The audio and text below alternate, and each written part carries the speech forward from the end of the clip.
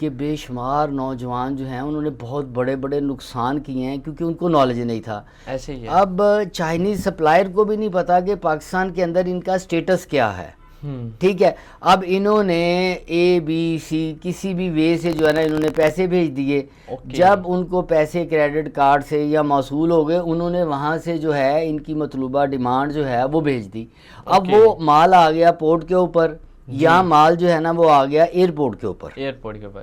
اب وہاں پہ یہ ہے کہ کسٹم ڈپارٹمنٹ جو ہے ان کا ایک رول ہے کہ کمپنی ہونی چاہیے, اور کمپنی بھی جس کے پاس این ٹی این ہو, جس کے پاس سیل ٹیکس نمبر ہو, ان کے پاس وی باکس کی آپشن اویلیبل ہو. اگر یہ ساری چیزیں اویلیبل ہیں تو پھر آپ جو ہے وہ اپنی پروڈکٹس کو جو ہے اس کے اندر انوائس سمیت ایڈ کرتے ہیں. وہاں پہ وہ ایک کسٹم ڈیوٹی بنتی ہے, اس کا ایک پورا پروسیس ہے.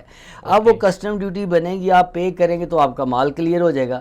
بٹ نوجوانوں کو چونکہ نالج نہیں ہے, انہوں نے جو ہے نا وہ پیمنٹ بھیجی, اور پیمنٹ کے اگینسٹ کیا ہوا کہ مال آیا اور پورٹ پہ پھنس گیا.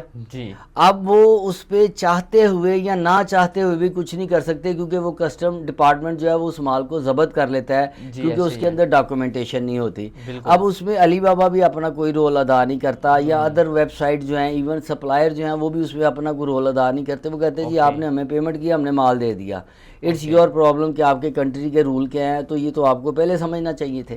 تو اس میں نارملی ہوتا یہی ہے. میں اکثر نوجوان جب مجھ سے مشورہ کرتے ہیں کہ سر ہم نے پرچیزنگ کرنی ہے, تو میں نے کہتا ہوں کہ فرسٹ آف آل تو آپ جو ہے وہ پروڈکٹ کا کمپلیٹ نالج لیں.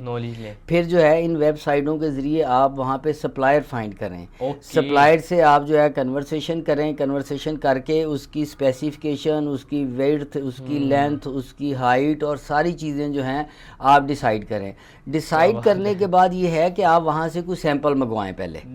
اور اگر وہ سیمپل آپ سمجھتے ہیں کہ آ گیا آپ کے پاس اور اس کی کوالٹی ٹھیک ہے, اس کی ایز پر ریکوائرمنٹ جو اسپیسیفکیشن ہے وہ ٹھیک ہے, تو اس کے بعد آپ جو ہے وہ پاکستان کے اندر اپنی ایک کمپنی رجسٹرڈ کروائیں گے. اگر آپ ریئل میں بزنس کرنا چاہتے ہیں, ٹھیک ہے, تو یہ صرف ابھی منگوانے کا طریقہ آپ کو بتا رہا ہوں کہ آپ یہاں پہ پھر این ٹی این لیں گے, سیل ٹیکس رجسٹرڈ ہوں گے, وی باکس میں رجسٹرڈ ہوں گے.